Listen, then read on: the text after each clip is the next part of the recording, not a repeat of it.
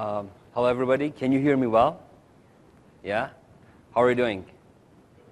Excited to be in the last session of the day? Yeah? Yeah? Have you been enjoying the conference so far? Good. Gambling so far?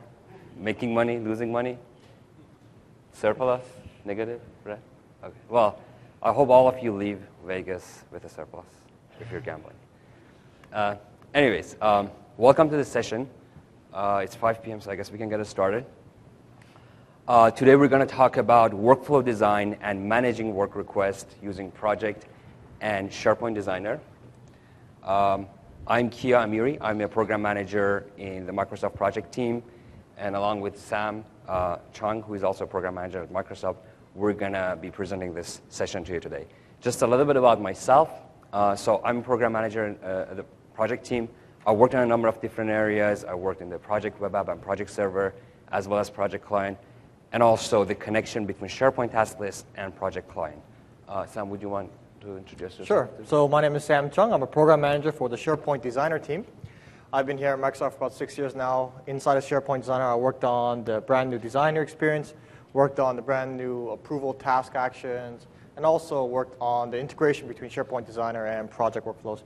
Before that, I was actually in Kia's shoes, where I was working on projects demand management back in 2010. And before that, I was working inside of the business org within Microsoft. So that's a bit about myself. I'm going to pass it back to Kia. Cool. Thank you. So today we're going to talk about workflow design and managing work requests using SharePoint Designer and Project 2013. So what are we going to talk about today? First, we're going to see how we can use project workflows to manage work requests. What is work request? Well, different people call work requests different things. Some people call it work request. Some organizations call it change request. And essentially, think about it like, let's say you're working in the IT department of a company. One day, a team comes and says, hey, can you activate this specific feature on this web for me? Or another day, somebody might come and say, hey, can you create this custom list for me? So these are the types of things we generally refer to as work requests or change requests in the industry. So we're going to see how we can use project workflows to manage work requests. Then we're going to see what is new in this release of the SharePoint and Project 2013 to help us achieve that.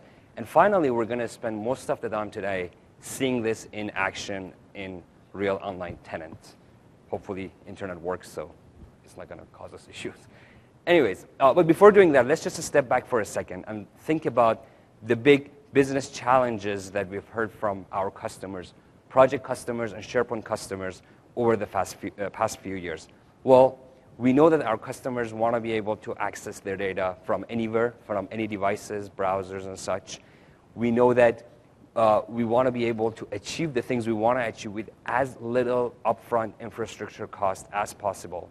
We know that the decisions that we're making, we want to make sure that they're well aligned with the business goals of the company. And finally, we want to make sure that the right set of people in the organization have visibility into the set of work of the people that they care about. And with that, we introduced the new version of Project. Project 2013 is addressing all these concerns in innovative ways. Now, I'm not going to go through the different elements on the slide here. We've had a number of sessions since Monday covering each and every one of them. So if you've missed them or if you're interested to find out more about them, we have the full list of all the sessions at the end of the slides. Make sure you check out the contents of those if you want to get yourself familiarized with the other parts. Today, specifically, we're going to focus on the second element, how we can use project workflows to improve the governance and control over the processes and methodologies that companies use in order to select the proposals and projects that they're getting. And in order to do that, again, let's think about the work request, the change request concept I was just talking about. So the work requests that different companies of different industries and verticals get, they have different sizes. Sometimes you get small work requests like, hey, can you activate this feature, or can you create a custom list for me? They could be slightly larger size. For instance, can you install this third-party financial app that we've heard about and we really need this for our finance department? Or they could be bigger size or larger size than that. For instance, maybe somebody comes to the IT department and say, hey, we've heard that the SharePoint 2013 has these great features. Can you guys upgrade from 2010 to 2013? And while these examples have been mostly IT-centric, you don't necessarily have to think about IT examples. Even in the context of other companies, for instance, a pharmaceutical company might have all these different competing R&D projects and proposals that they have to pick from. So different companies, different industries, they all have this concept of work requests. And ideally, we want to be able to do all of this. We want to spend resources achieving and getting every one of these work requests done. However, like any other real thing in life, we have constraints. And the main constraints that businesses are facing are, well, first of all, we want to make sure that whatever we're picking to do is fitting well with the overall business goals and priorities of the company. 2, we want to make sure that we have the right amount of money and we're spending the right amount of money on the projects and proposals we're picking. And finally, we want to make sure that we have the right set of people to do the things that we want to do. For instance, developers, testers, bioengineering researchers for the, again, example of pharmaceutical companies. So we have these work requests, we have these constraints. The question is, how can we objectively pick a subset of these proposals to achieve the things that we want to achieve? So how can we objectively pick which one of these proposals I should spend my resources on? And different companies and organizations have different processes to achieve that. It generally follows something like this. You first get the business request, then a group of people who are authorized to make decisions based on these constraints and also some criteria that they had set, come up with a process to select these. And they select a subset of these proposals. And once they select them, they start focusing on them and investing their resources on planning them, executing them, and getting them done. So again, different industries follow this slightly differently. Depending on which industry you're thinking about, there might be other stages in the middle, or there might be not all of these stages, but it generally follows something like this. And this is where project workflows become super helpful. Project workflows help us automate the processes and methodologies that will help select the right set of proposals and projects to spend the company resources on. So for those who have not seen projects, actually, let me pull up this. So this is how, yes, it's showing up. This is how the Project Center of the Project Center page of Project Web App looks like. There are a number of interesting things here. First of all, here you have an all-up view of all the different projects across the site collection. So you can get a quick status update of all the different projects that you have in the whole site collection. Notice that we have a number of different fields for every project. For instance, the cost, or the location, the cost. We call these enterprise custom fields. You can think about them something similar to SharePoint fields or SharePoint columns. They're fairly similar, and we're going to see soon how we can map the SharePoint columns to enterprise custom fields. Another interesting thing to note is you can create projects with different templates. So you can have a template for projects that are workflow-based.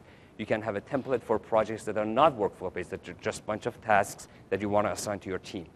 You can have projects that are very tightly attached to SharePoint task lists. So you can use different kinds of templates to create different kinds of projects in Project Web App. And actually, if I click on this new drop-down, we see that there are 3 different templates here that I can use. And actually, it turns out, as we'll see soon, the first one is a workflow-based template. The other 2 are not workflow-based templates. They're just regular templates. All right, so let's switch back to the slides. If I can switch. All right, there you go.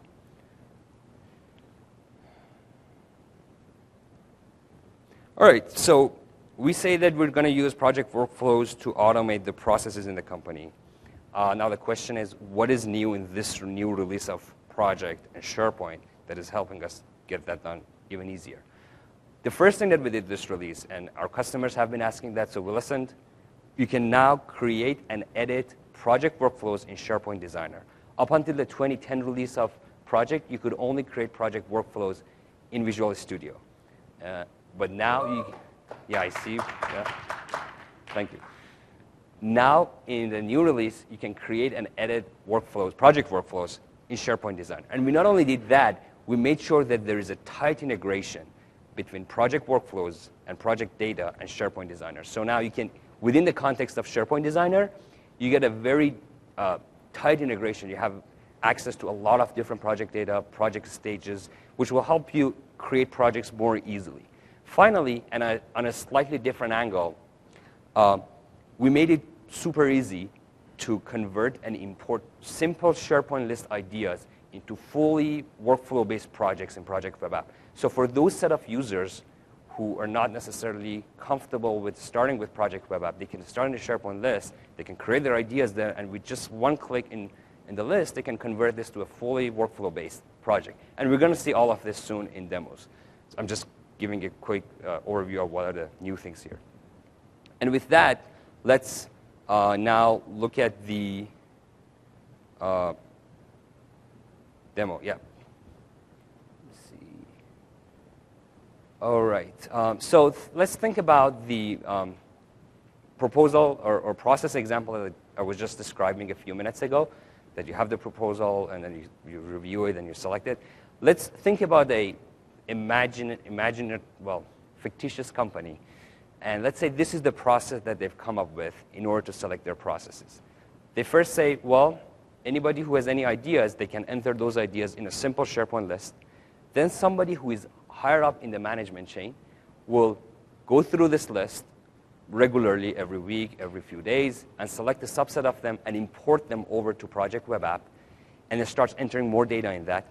And then depending on which department this proposal had been initiated from, it's either directly going to the review process. So if it's initiated from the product team, it directly goes to the review. If it's from any other department, it goes through requiring more data. So it goes through another stage to get even more data. And then after that, if it's approved, it goes to the execution stage where the project manager starts planning it, assigning resources, creating tasks, scheduling it, and getting the tasks done. And once the tasks are done, the project or proposal is completed.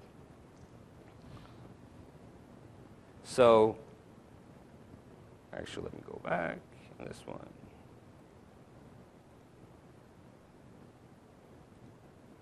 All right, so let's look at that. So what was the first step? The first step was we wanted to pick, we wanted to start entering the data in the SharePoint list. So let's say this is our SharePoint list. This is a SharePoint list that we've told people in the company, hey, you can go there and start entering the ideas that you have. And let's say people go there and start entering different ideas. Let's say somebody say, hey, we need to have a ship party, and people can start entering their cost estimate. We think it's going to cost, I don't know, $15,000. And they're saying that out of the New York office, and they're belonging to the HR department. Somebody else might say, in the development team, we need to create a development status dashboard in order to help us streamline the decision-making process. We think it's going to cost $20,000 out of the Seattle office. And let's say this is the product team requesting that. And let's say somebody else says we need to hire vendors for college hires. Again, let's say the estimate is $25,000 out of San Francisco office, HR. So people go in, start entering their ideas. Time goes by. Let me switch hat now. Let's say I'm a project manager that once in a while reviews this task list and decide, or rather this custom list, idea list, and decides which one of these we want to go and push through the workflow process. I look at this and I say, this one looks interesting, so we want to invest more in this and start and think more about this one. So as a project manager, I'm going to select this, then I'm going to go to the ribbon, click on Create Project button, and what I'm doing now is that I want to create a project out of this SharePoint list item. So I'm going to say, now I should decide how I want to map every one of these columns in this SharePoint list to the enterprise custom fields in Project Web App. I'm going to say, the estimated cost column that is here, I'm going to map it to the proposal cost field in project. And by the way, I've already created this proposal cost in project side. I didn't show it you here for the interest of time, but it's pretty easy to create that.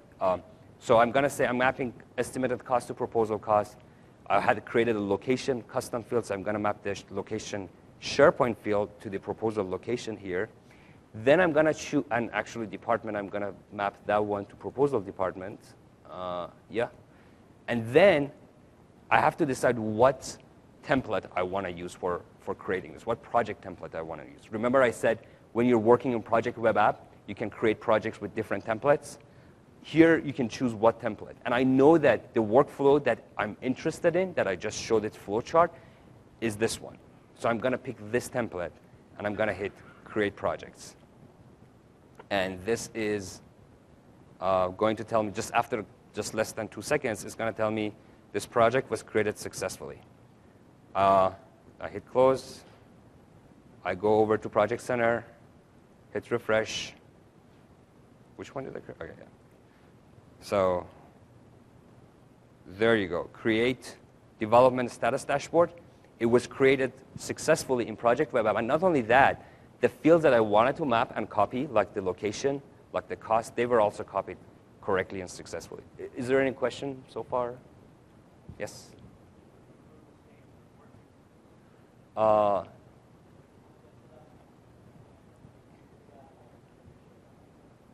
Yeah. So let's go back to the flowchart that we had.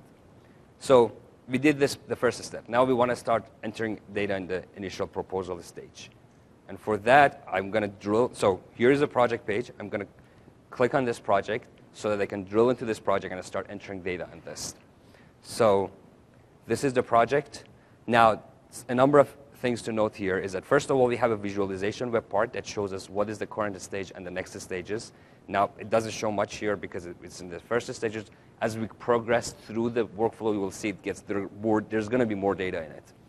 Then there's some information here for the user that's telling him or her what are the steps that they should take, and they're all customizable. So as you're defining the project template, you can specify what kind of messages you want to show up here.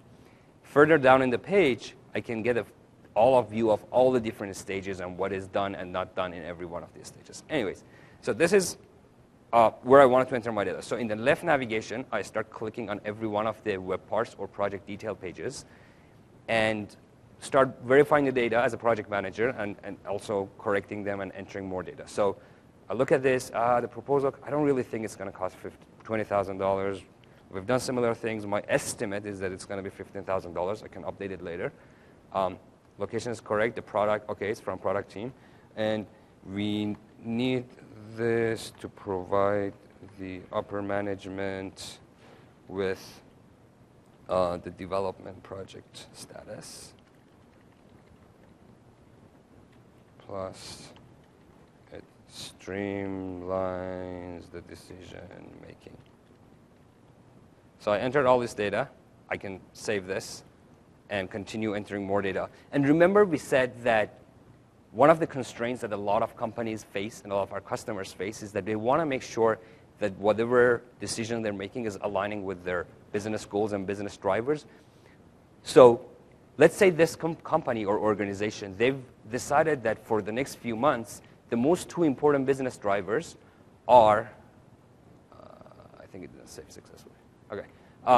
The most important business drivers for them are customer satisfaction and efficiency of decision making. So we have another web part here that as a project manager, I can specify these properties there. I'm going to say, well, customer satisfaction, I have a number of different options here. What is the impact on customer satisfaction? I really don't think it's going to have a huge impact, so I'm going to mark this as low impact. For the decision making, I'm going to say, well, this is actually streamlining the decision making process, so this has a strong effect there. And again, these drivers, you can define them, you can customize them, you can decide whatever they represent. These are the values that I have specified for my drivers.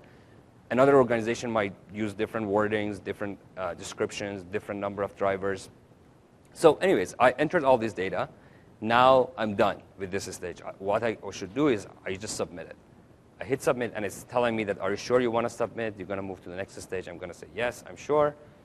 And if we look back at the stage here, it should go to this decision-making part where, based on which department it's initiated from, it should decide whether it should directly go to initial review or go to another stage to get more data. In this case, because we said it started from the product team, it has to go to the initial review stage.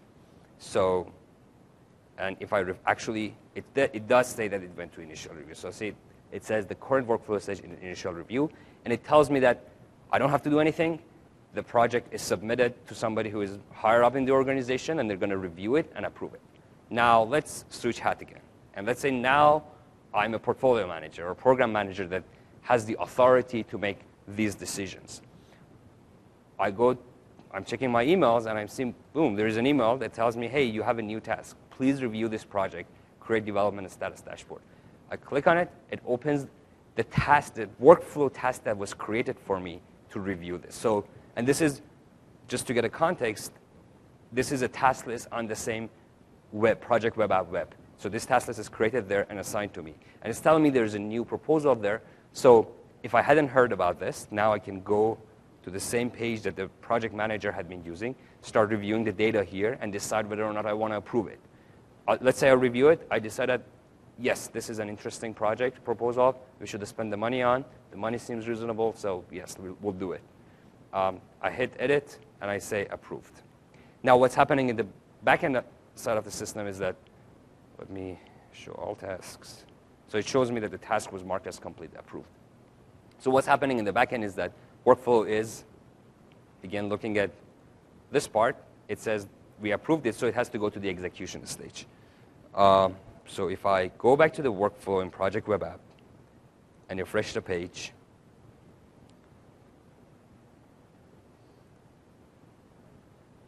it says that, yes, indeed, it did go to the execution stage. And the workflow visualization web part up here shows me the previous phase, which is a similar concept of as a stage, and the current stage, which is the execution.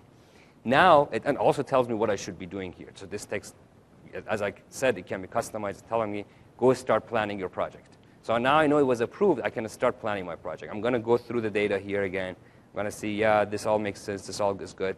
So I'm going to create the task and assign it to people. Before creating the task, though, I have to create my team. So in order to create my team, I'm going to click on Build Team, and I'm going to say, so who are the people I need? I need Sam, I need myself, I need Christoph. So these are the people I need for this project. I'm going to add them to my team, and I'm going to hit Save and Close. So I just built my team, and this is, and the thing on the left side had the full list of all the resources available in my organization. If you're using, in a lot of cases, that could be, you could do AD sync to have all the people in your AD, for instance, to show up there. You can have generic resources that are not actual people. They're just roles also show up there. So the resource management is fairly flexible. You can pick any kind of resources that you want. So anyways, I just built my team. Now I want to start creating the tasks. Let's say the tasks I want to create are, and I'm just going to use a very simple example. Create dashboard or web part, set up a separate site collection and farm, install the web part, test the existing functionalities, test the new functionalities, meet with the requester. So these are the tasks, and you can use any kind of task you want to. This is the way the project manager has decided to define them. And let's say I'm going to say this is going to take 5 days, this is going to take 1 day, 1 day, 2 days, 2 days, 1 day. And I'm going to say they're all dependent on each other, so I'm going to select all of them. And I'm going to use the link task button here to link all of these tasks together. So now they were all automatically scheduled. Now if you look at the Gantt chart here, it shows us that these tasks were all automatically scheduled and dependent on each other, and one following the other one. I can also start assigning them to my team. Remember, I just created a team, so I'm going to say this one, Christoph would do this one. Christoph would have to do the next one too. This one, I'm going to pick myself and Sam, and I'm going to say these two are going to also use the same people, and for this one, we're going to have all 3 resources. So I just created my project plan, tasks, assigned them to resources, and now Christoph, myself, Sam, we're going to start seeing tasks. And if you recall from Jeff Teeper's Keynote demo, in the new My Site, you can see all the tasks that are assigned to you across the farm appearing in your My Site. So Christoph in his My Site, actually Christoph just showed up. Christoph in his My Site, he's going to see the 2 tasks that are created for him. Sam in his My Site is going to see the other 2 tasks. And I'm going to also see the tasks assigned to myself. And we're all going to start working on it. And we can all, as we're completing those tasks, we can start saying how much of the task we completed. So let's say Christoph likes to mark them complete in his My Site. So when he's done developing whatever he was developing, he's going to go to his My Site and mark them as 100% complete. Sam will do this through the PWA, Project Web App. So we have a for instance here for people who want to report on the status of their work within PWA. And I'm going to do this in the same place. So let's say 2 weeks has passed, and all of these have been marked as 100% complete.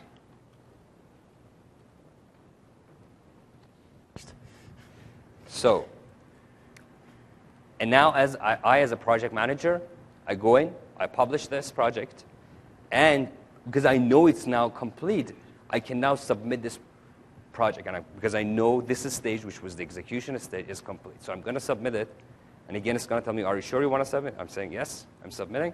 And then let's go back to the flowchart. So we said once it was submitted, it has to go to the final stage, which is the completed stage. If you look at it, let's see.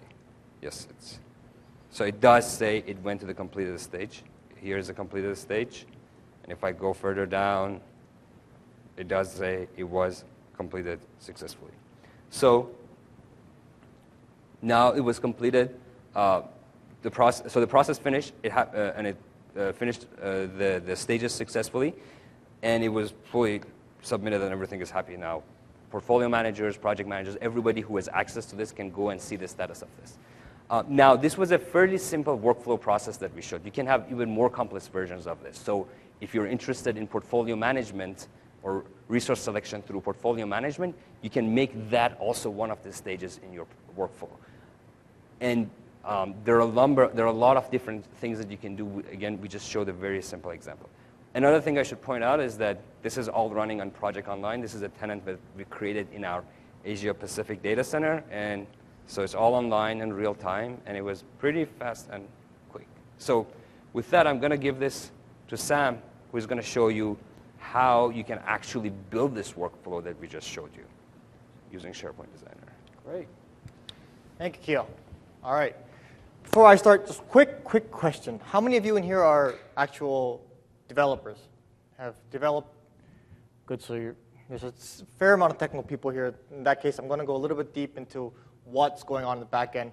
At the same time, have most of you used project workflows before, or who've used it before? All right, that's good. All right. So you guys who've used it before, I feel your pain, and you're going to really enjoy what I'm going to show you now, okay? So first off, yes, I am booting up SharePoint Designer. I am not starting in Visual Studio. We have now spent in 15 a lot of effort tying in project workflows into SharePoint Designer, so that everything that you had to do in Visual Studio before, you can now do inside of SharePoint Designer, and it's a lot easier and quicker. All right? So how do we start? How do you first create your project workflows inside of SharePoint Designer? You see here, it's not like you need a special version of SharePoint Designer. You just take SharePoint Designer, the free version online, connect it up to your site. You can see I've done it here. And then when you go to your workflows, you're not going to see any new button that says Project Workflows. But if you guys remember, all project workflows on the back end are just site workflows. They're just SharePoint site workflows. So all you have to do, hit Site Workflow, and you'll notice that right off from the bat, by default, we are going to select Project Server as a type of workflow that you are going to be making. Right? Here I'm just going to create a demo workflow one. Move forward.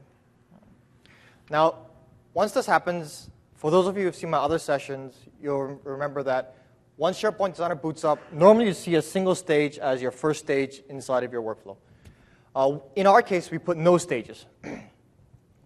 The reason for this is because your stage has to be tied to a project stage. Unlike SharePoint workflows where you just create a stage and you name your stage whatever you want, project workflows are very different. If you looked at Kia, if you remember from Kia's demo, whenever he went into a stage, there were pages that were associated to a stage. There were rules that are associated to a stage. All of those rules are defined within Project Server. Right? SharePoint Designer, what we do is we connect up to PWA, and then we make available for you all of the stages that are there within PWA. It's as simple as a drop-down. All you do is go down and select whatever stage you want. And in our case, we wanted initial proposal. Then we had initial review. We had proposal detail. Then we had inside of here also automatic rejection, coming down further, we had execution, and finally, completion. I added all my stages. Took me, what, 15 seconds? Did you see me use a single GUID in any of this?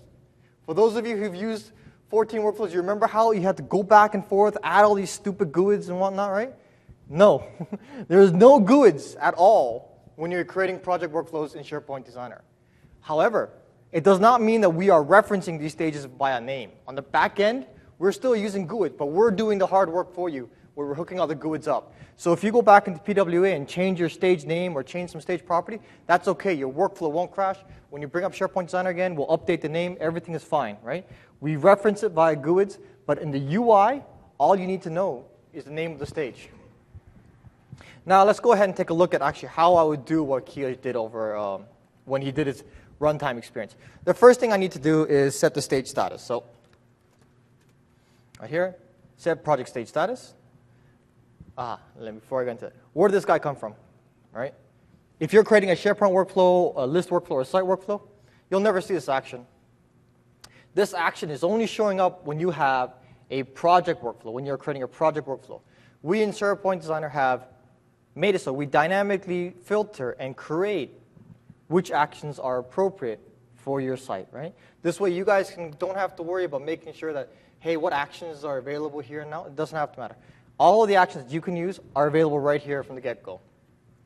So in this case, I just set this set project stage status because he's the one that I wanted, right?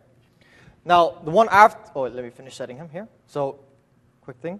When you're setting the stage status, you indicate what you want to do. In this case, the first stage, we needed the user to add some inputs, right? So I'm going to hit waiting for input.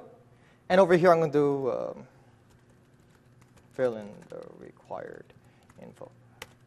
Now, where is this info going? Where is the settings showing up? Well, those settings are showing up here. That text that I wrote shows up here. That drop-down that I selected shows up down here. Okay? So this is where you define within your workflow how the user experience for the end user is going to be defined, all right? How it looks. Back to here. After I set that, ignore the spelling mistake. I'm looking at it now. It's annoying me, but it's all right. So after I set that, what do I have to do?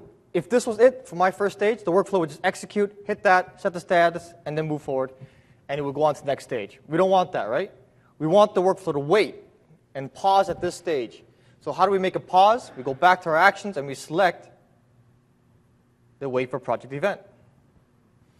We have gone and, with this action, automatically hooked up into all the out-of-the-box events that Project Server makes available for you guys. So right here, hit the drop-down, and in our case, we want to wait until the user hits submit.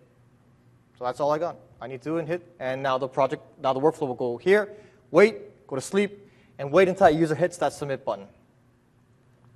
Now, once I've gone and done this, you remember how in Kia's demo, he wanted to check to see if the project was a part of type department. Right? I've been showing you how you can potentially update the project-related info with this guy here, but I can actually read project data as well. Now, for those of you who are SharePoint workflow designers, you remember that the way you read SharePoint data is you use this concept called a lookup. And we've incorporated that lookup for project workflows as well. Here's how you do it. In my case, I just want if. I'm going to add an if condition inside of my transition section. This transition section dictates what stage I'm going to go to next. So here I go if the first value, and this value is going to be the proposal department. How do I get the proposal department? Hit the FX button. This is going to bring up our out-of-the-box lookup dialog that's been around since SharePoint Designer has been creating workflows. And you notice that right off the bat, we have integrated project data as a first-class citizen. By default, it's selected, and when you select the drop-down here, all of your custom fields and intrinsic fields are available to you. They're not defined by GUIDs again. They're defined by their names. You can select whichever project custom field you want to compare. So in our case, we want proposal details. Sorry, proposal department. Pretty sure I missed it. There it is. Proposal department. And then with this guy, normally with a lookup, you'll return it as a string or something like that, right? But here, we know in SharePoint Designer that this is a lookup type inside of Project Server. So since it's a lookup type, we just bring up the lookup for you. All you do is you just select the department that you want this proposal to be that you want to check against. Now, in my case, we want to check if it's product. Simple as this. A couple clicks, and then here it's just, if it is product department, we just go to initial review. If it's not, we go to proposal details. A few clicks. Everything is just click, click, click, click. You'll see that I have not gone once back to Project Server to collect any more information. So long as you have Project Server set up with all of your data that you need, you just live inside of here and you're done. Right? Now, let's say by some chance you need to go back to Project Server to finish setting up your stage or whatnot. That's easy too. If you'll notice up here, we have a stage settings option. Now, ideally, this would have actually brought up a dialog instead of SPD, but we do the next best thing for you. We bring up IE, and we take it to all the stages. So you can modify it here, update whatever you want to update, and then that will be reflected back in here once you refresh the page. All right? So let's go back here. I'm going to finish doing this that I'm doing. So I'm just going to go to the initial review. This is also an important stage within this workflow. In this stage, we wanted to do was get an approval. Right? Is this an OK proposal to go forward with? Right?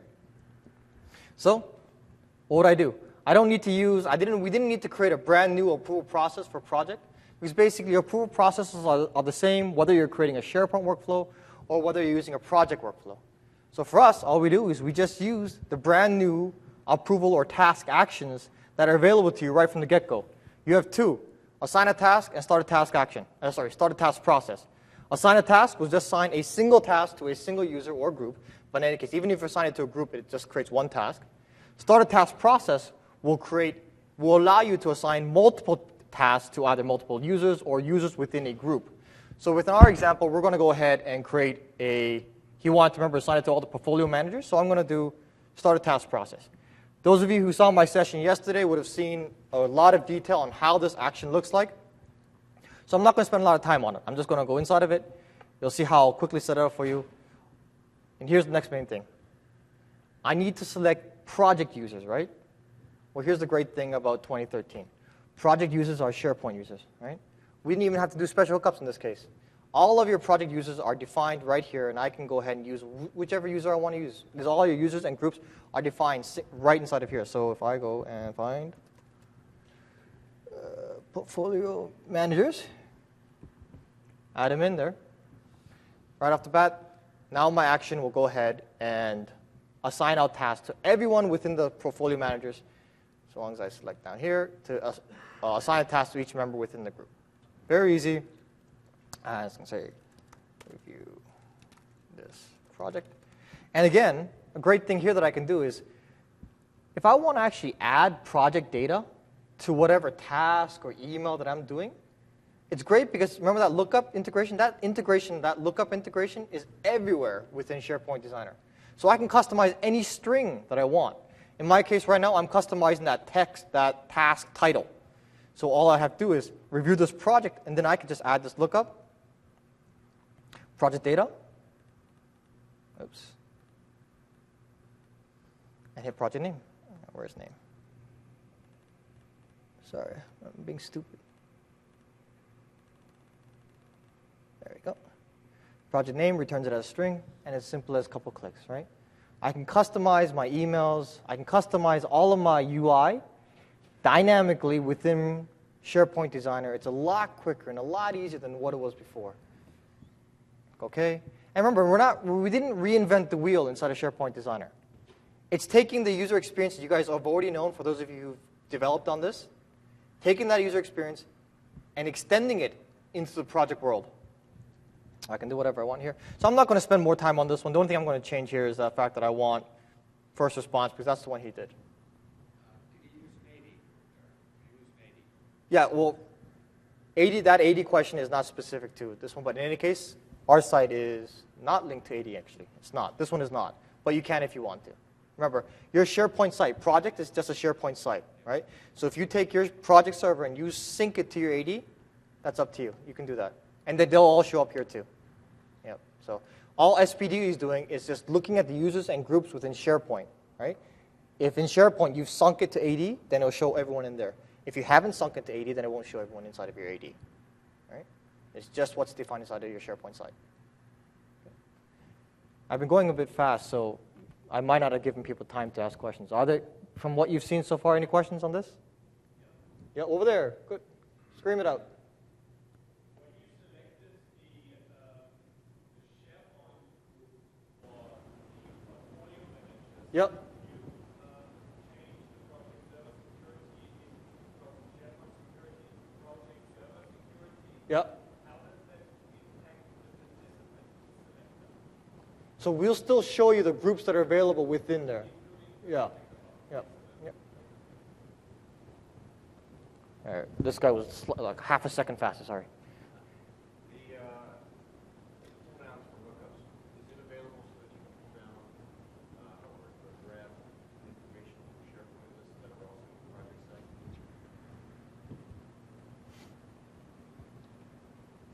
Yes. This has not changed. If you have information within a list or something that you want to go ahead and grab, just grab that list and then pull down whatever data you want from that list. All right? The lookup has not changed. All we've done is we've added a new data source, which is the project data source.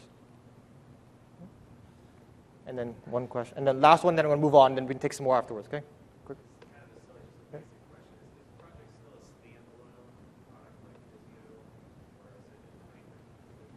I can answer it. Well, it's yes and no. There's parts of it that are part of SharePoint, but there's still a definite project SKU that you have to buy, especially if you want to create what I'm showing you right here. But just to clarify on that, it's very tightly integrated with SharePoint. So if you're comfortable using SharePoint, once you add this SKU, the integration is much smoother. So it's much easier to move from SharePoint. And it's really a SharePoint app if you want to think about it. It's built on top of SharePoint, so it's SharePoint pages. Everything is really very much like SharePoint. All right. So I'm going to move on now. We'll definitely have more questions later on, but let's quickly go on. Now, I'm going to, instead of spending more time trying to flush out this workflow, I'm going to switch to one that's already made for us. You can see here, it's this workflow it's the same thing that you saw before: proposal department, going to the checking product, whatever stage you're going to. Here's where we're just logging some stuff to history. Oh, I forgot to set the log stage status again. But in any case, the other one that's important here is how do we check to see if the project was 100% complete? We did that down here. It's the exact same way you do anything, right? That project percent complete was just another data source within project. We compared it to see if it was less than 100. If it was, we went back. If it was more than 100, we went for it, right? None of this was very hard-coded or very difficult to make, even the scenario like we just showed you before.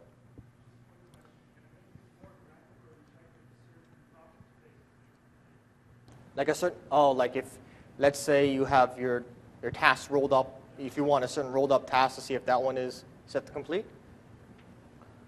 No. Because, no, so remember, what we are, not easily, you can, but not with the way it is defined right now, okay? So what we've done is that we've integrated into all the out-of-the-box intrinsic and custom fields within Project Server, right? Your tasks, individual tasks, are not custom fields, right? We don't create a new custom field for you every time you make a new task, right? But those aren't workflow tasks. They're not enterprise tasks. So they're not enterprise custom fields, all right? So they're not at the level that we're checking. We're checking all enterprise custom fields, so that's why they're not created at that level, right? So exactly. So we only go down to enterprise custom fields and intrinsic fields, and that's it, all right?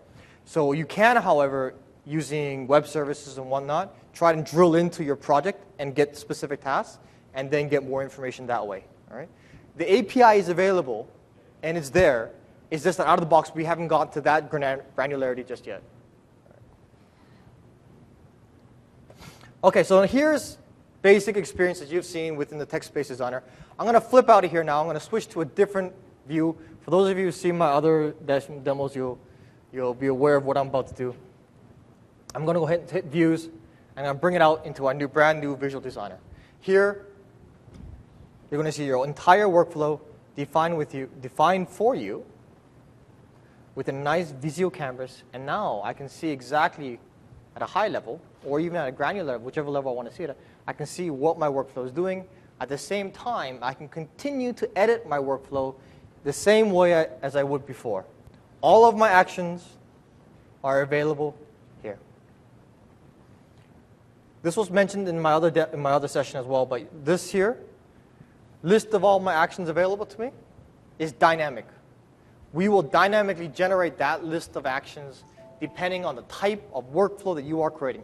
Right now, we know that we are in a project workflow, so that list of actions that you're seeing is not the same list of actions that you would have seen if you opened up Visio. By the way, if you open up Visio standalone, you can still create a project workflow in there too. All of the out-of-box project workflow actions are inside Visio Standard, is inside within Visio Pro. So you can go ahead and make it in there and bring it over here if you want to as well. Quick question.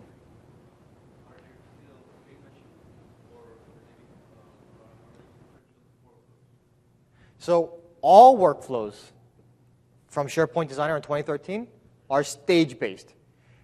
Project has always been stage-based since 14. In 14, SharePoint Designer workflows were sequential, but now in SharePoint Designer, everything is stage-based. You cannot stick an action. I can't. Well, technically, if I want to, I can just grab this guy and stick it right here. But that's incorrect. That would generate an error for me. Everything has to exist within a stage. So, yeah, exactly. You see this guy right here. See this guy right over here? See how it's going back? Right? You can have loops too, by the way. That might be a question also on SharePoint. For those of you who are SharePoint Designer, we have loops enabled as well. You can do loops either through stages or you can do it through a brand new loop container, right? So yeah, you can do. It's a stage-based workflow. It's always been a stage-based workflow for project server. So now we've just made it explicit so that your workflows can go back and forth as much as you want. Whatever your process looks like, it can do it. So for those of you who are first seeing this, you may ask, well, how am I? This is maybe just a view on the workflow. It's actually not. It's an actual design surface. From here, you saw how I added an action. Not only can I add actions, I can also go ahead and continue to modify actions and set properties of these actions. I can go here, set stage status, and I'll see all my different information that I saw before. I can set my properties directly within this view, within this diagram here, with design there. I can also go into any, let me just bring up this guy here. I can bring up any dialogue that existed in the text space designer within this view as well. It's all linked. We're pulling from the same data source. You can do everything that you want. If you're more comfortable in a more visual world, you can use this here to create your workflow more visually. And of course, another little feature I always like to show off when I'm doing this is that if I'm creating this workflow, another great thing that I may want to do at this moment in time is I may want to see, I don't want to see the actions that I'm going on. I just want to see what's happening in my workflow, right? Generate stage outline will go ahead and allow me to see my entire workflow at just the stage level, right? This is my project workflow from a stage. And by the way, a very cool little feature that I can do here. I can zoom in on any stage if I want to, right? Right? So if you're looking at your diagram at a high level and say, hey, what's exactly going on inside there? You can just click on it, and it'll switch you right to the detail view and flip you straight to the exact stage that you're at, right? Great way to drill in, drill up inside of your workflow, right? Now, this is normally where I would finish the workflow demo. This is, from here, you guys can pretty much accentuate how you finish your workflow. I can publish this out. But I want to actually do one more very, very quick demo for you guys, all right? Now, this is because I actually got a question just a few minutes ago about how would you create an approval point, maybe, before your workflow gets created, before your work item, your SharePoint list item, gets created into a project, right? Now, Kia showed you how you can create that project manually. There's a button inside of your list that when you click on it, it says create project, right? Well, maybe you don't want people to manually create all your projects, right? Maybe you want to automate that process, put some governance around that, right? Remember, all of this is just workflows, right? So here's how I would do that. List workflow, idea list. All I'm doing is creating a new list workflow, right? Name. Give it whatever. Remember, it's a SharePoint 2013 workflow now. We're not creating any project workflows. It's just a list workflow inside of SharePoint. It's going to look just like this. I'm going to make a very, very quick example, all right? You may want to do much more inside of your workflow. That's fine. But this is basics of how you would do a quick approval if you want to dictate how your items become projects, all right? Quick and easy. I'm going to make an approval point. I'm just going to use the assign a task because it's the quicker one to use. I'm going to say here, assign a task to, I'm going to say Kia. and whatever title. Doesn't really matter. You've created an approval point. That approval is going to spit out an outcome, right, to see if he's approved it or not. Now I'm going to check it.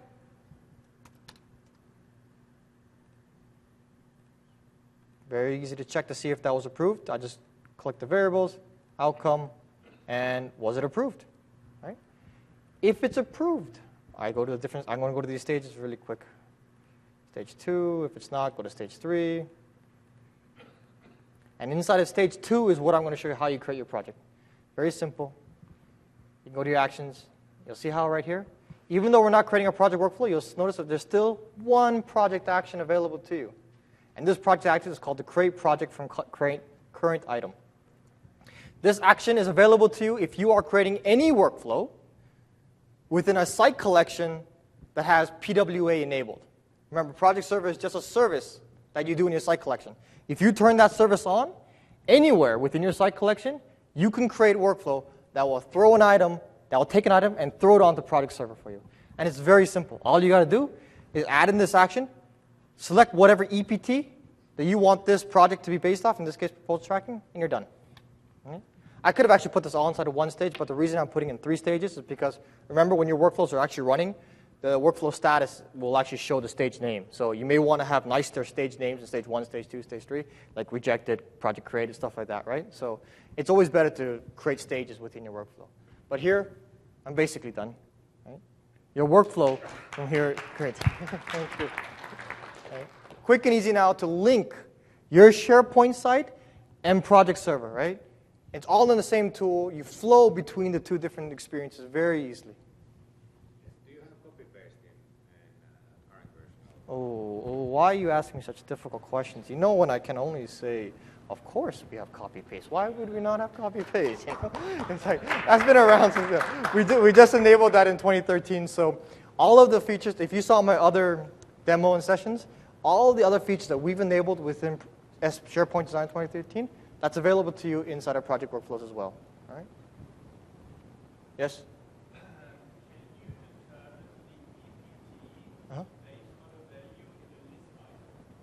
Can I dictate the EPT? Yeah. So that's as simple. It's very simple. Like I would just hard code out. You know, maybe it's not great to hard. Yeah, you just create multiple if statements, right? If this value equals this, then yeah, it's very simple. Yeah. Yep. Yep. Ah, very good point. Yes, it would be great if our workflow thingy. Yep. Great suggestion. Exactly. I know. It's a great suggestion. It's one that we've been thinking about as well, but for right now, fortunately, we've already got a different visualization for that right now. Yeah. Yeah, the current visualization that we added, which did not exist in 2010, is still dynamic. So it shows you the previous stages and the next stages. But yeah, that's a great suggestion. So the existing one could also help you at least see dynamically where you are. Yeah. Yeah. I agree. All right. And last one that because we're gonna move on. Kia's got a little bit, and then we're gonna wrap it up. Then we'll have more time for questions. So cool, quick.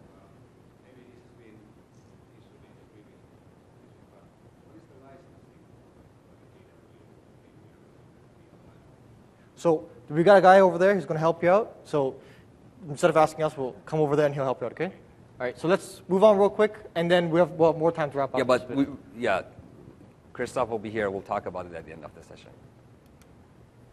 Because I know that's a question everybody is asking. All right, so where were we?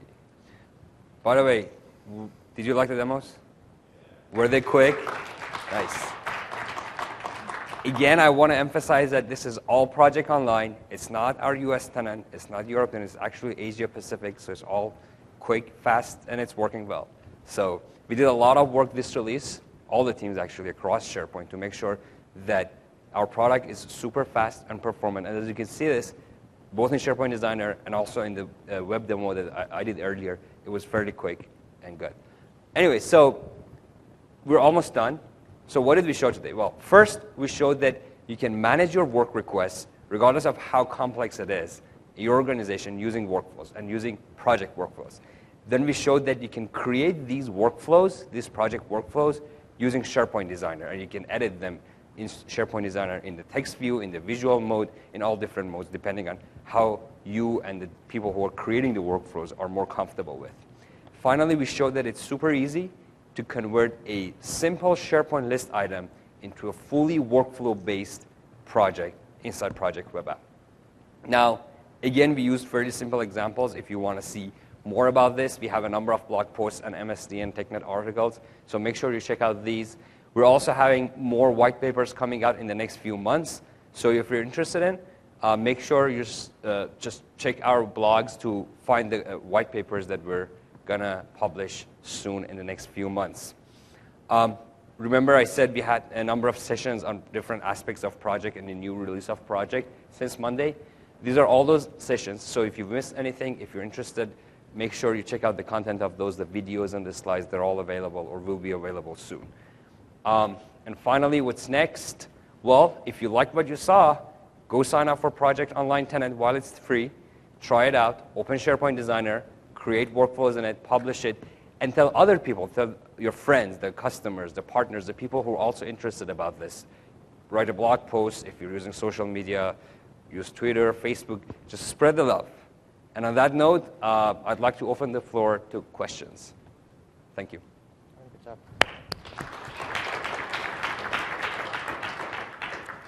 All right, quick over here. Well, Over there, sorry. that was, Go ahead, sorry. yeah. All right. You go. Real quick, go ahead. Yeah, so when you have your stage gate process for a project, how is that usually managed? Is it through a workflow in your project? When you have a stage gate, process within your organization, so if you have a stage gate process within your organization, that will translate perfectly into the kind of workflow that we just showed you right now. You can take each stage within your organization, translate it into a stage here, and then that will be your, you can quickly create it. And as we said, a lot of the types of the workflows that people are interested in can be created with SharePoint Designer. If it's not, still Visual Studio works. So you can still create custom actions in Visual Studio that you can surface in SharePoint Designer. So you can have one more custom action, which could be a good partner opportunity, actually, for people who want to have another action that may not be available out of. But basically, your logic, your flow, is completely possible now with the way we've created stages, enabled stages within SharePoint Designer. So whatever way your process may go back and forth, whatever, you should be able to perfectly represent it here. Right? Can you change via the SharePoint Designer custom field values? Oh yeah, I didn't Yes. show you that, but yes. There is another out-of-the-box action that is set custom value. So, Yep. yes. Yes, you can. I should have showed you that, sorry. So Sorry? custom lookup tables, Yes, you you mean? can modify custom fields, lookup fields, whatever any enterprise level custom fields, you can modify. Sorry? Oh, the Oh, table no. itself, no, you have to change that in the PWA. Remember, when you define lookups within PWA, but then if you have a custom field that's referencing that lookup, then we can modify whatever value that custom field is referencing. It's handling all that for you. If you use our out-of-the-box actions, it'll handle all that for you. But if you want to call into the REST service, you can. Yep. Visual Studio oftentimes was an option for us to export the current design workflow. Mhm. And then maybe bring it back in. Has there been any work with that? Can we export now? Oh. Yeah, okay. You want to go from Visual Studio to SharePoint Designer or SharePoint Designer to Visual Studio? No. We will block that. The reason for that is because SharePoint Designer creates a more railed experience for your workflows. We need you to have stages, right? Visual Studio, you do not have to have stages. You can have whatever kind of workflow you want, right?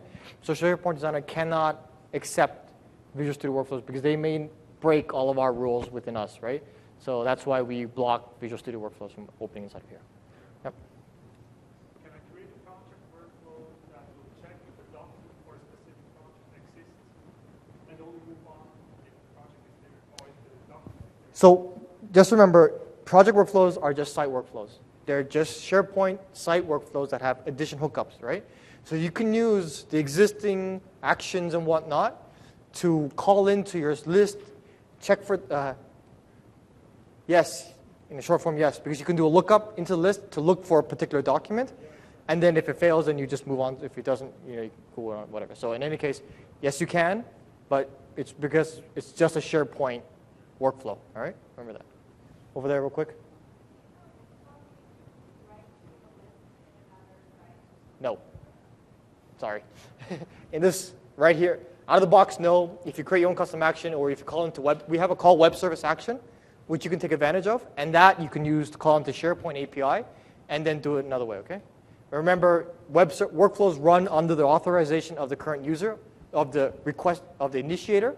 So if that initiator does not have permission on the other site, it'll fail, right? So just remember that part. There was another hand I thought somewhere over here. Yep. One more question. The deployment of the workflow right now, you associated that particular workflow to your PWA site collection. Yep. Let's say I've got a staging environment, test that. Well, how easy is it to actually move the workflow from one stage to another, or do I need to recreate? No, you don't have to recreate. You have multiple ways you can move your workflows from one site to another site. That's actually a very common question that a lot of customers are curious about. SharePoint Designer, by default, allows you to export any workflow you have. So you can save it as a template, and what that's going to do is that's going to create a WSP file for you. You can then take that WSP file, move it over to another site. You also have the ability to go inside of here and export the Visio file. If you export the Visio file, you can then take that exact same Visio file, import it into another site, and it will also take it. Remember, your entire workflow information is carried with you. But here is where there's a little bit of a gotcha. We are using GUIDs inside of our workflow, right? So before you import in your old workflow, use other tools that we have made available within Project to export out your stages, your custom fields, and stuff like that, import it into the other site, and then import in your workflow, okay? And that way you avoid any sort of mess ups or screw ups like that, okay? So and actually, yeah, so I'm going to publish another blog post next week on our project programmability blog to talk about that, how you can actually write an app, a workflow app that creates the PDPs for you, creates the custom fields, and then that way you already have access to those GUIDs. Yep. But even if they already exist, then you can just read them and then use them. Yeah, good question, though, about moving back and forth. Great question. Yeah, I agree. It's a lot easier now. It should be a lot easier. We've taken you can now take advantage of a lot of stuff in SharePoint Designer.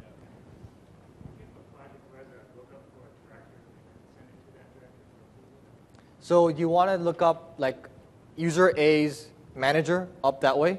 You can't code.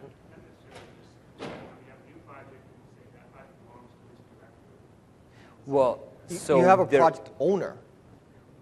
Yeah, so all projects have a project owner. That field is available to you. That's fine. If it's an enterprise custom field, we can pull it here and we can get the user, and then you can use that user wherever you want to use it. So remember, if you have a user within your SharePoint site, it has to have some sort of data within your, remember, you can't just create a random user with just the name of the user. Inside it, well, you might be able to, but anyway, SharePoint, when you create a user, you have. So if you have a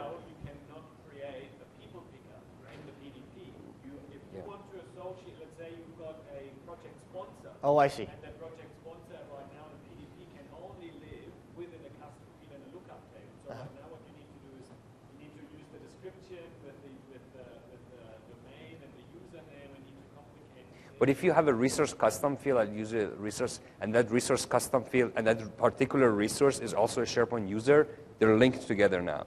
So if you, for instance, in a SharePoint permission mode. Can you use resource custom fields? I thought you can only use. Actually, no, yeah, that's a good point. But it's Yeah, nice. you're right. Next step. Yep. Fair enough. Yeah. Yeah, and of course, in the PDP you can't have the resource custom. Nope. Yeah, I guess it's a part opportunity. Yep. Yeah. But you can probably do it in the SharePoint list before, like the ideas that you're doing there, right? Just say assign to. Yeah. So yeah, that's a limitation in the PDP that you can't have the people picker inside of it. So yeah, if that ever when that got resolved, we can pull it inside of us. But remember, we just pull any SharePoint user as it normally would. Right. Right. Any other questions? Any other questions? Well, enjoy the rest of the conference. And Okay, guys. thank you. We'll stay up here in case anyone wants to come up, in case they were shy to ask questions before. All right.